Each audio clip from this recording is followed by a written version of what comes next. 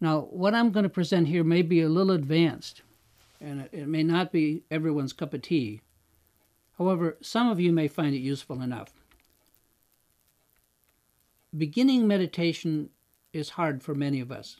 In fact, for most people. It's hard to find the time, and it's difficult to actually practice because it's difficult to try to get to know your mind. It doesn't do what you think it's going to do. And often the time each day that we have available to practice is minimal. We all wish we had more time to practice, or felt like using whatever time we did have for meditating. Lots of times I'm just too not able to meditate. I just want to go watch a movie or something. I just need something that takes no effort whatsoever. And I haven't reached that point with meditation. Now I'm surprised at myself how clever I am in postponing and somehow getting out of my daily meditation practice. In these respects, perhaps I'm a genius, just not in any useful way. And there's another issue. I was raised Catholic, and I went to church for an hour each Sunday, whether I liked it or not, and I didn't much like it.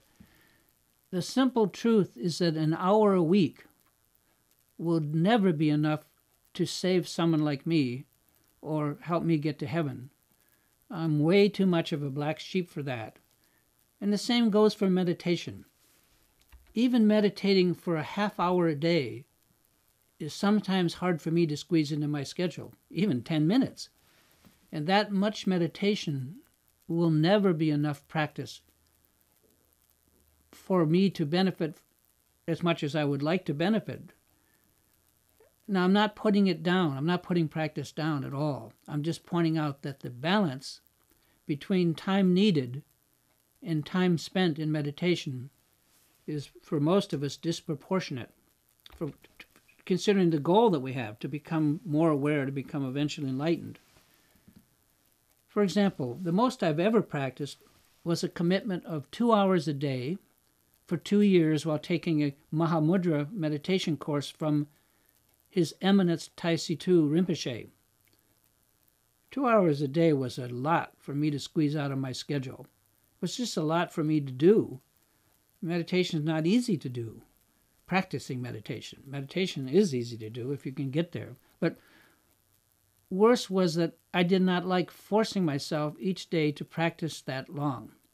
And I gradually built up kind of an approach avoidance reaction to sitting. It's a dangerous cycle. So after a while, even if I thought of that 2-hour requirement each day, I would already have an adverse reaction to it, like touching a hot stove or something. Using simple mental feng shui, my own practice had become an obstacle to my practice. I had certainly stained my practice by not liking to do it. And certainly I was not being skillful with my old delinquent self. I should have known better than to make that commitment. And there is another way to do a lot of practice and in a relatively painless way. Now, what I'm going to share with you is only going to be useful for those of you who have managed to acquire a skill or a discipline that requires concentration and the muscle memory that goes with it.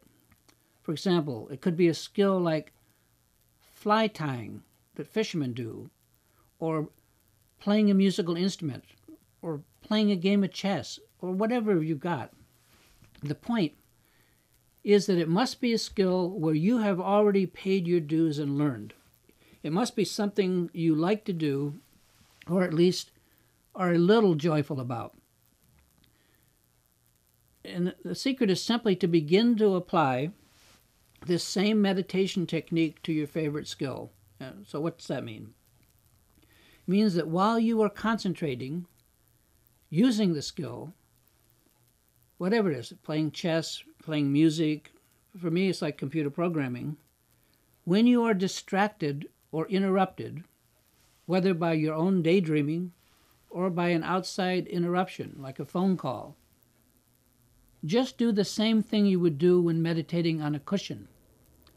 Be aware that you have lost your concentration and very gently bring your mind back to rest on the job at hand, and then continue as you were. So every time you're interrupted, you do the same thing. And this can go on all day for as long as you want.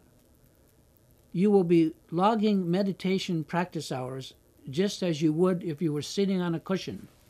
I was surprised at how much practice time I actually was able to get in each day. And don't forget to dedicate the merit. Now, this is just not my idea. This idea came from a remark my meditation teacher said to a group of us at a teaching. It was something to the effect, he said, that those of you who work on a computer for long periods of time may have an advantage because you have already learned to concentrate. Of course, a light bulb went off in my mind because, gee, I did that all day, almost every day for 30 years. So I began mixing my mind training with other areas of my life where concentration was involved, and it worked.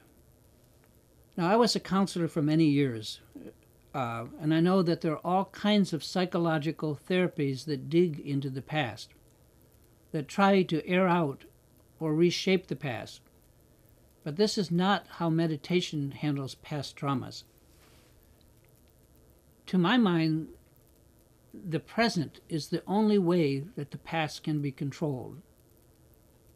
And by creating an endless series of perfect present moments, this gradually builds a new past that slowly overwrites what you are trying to forget with fresh experience, with good experience.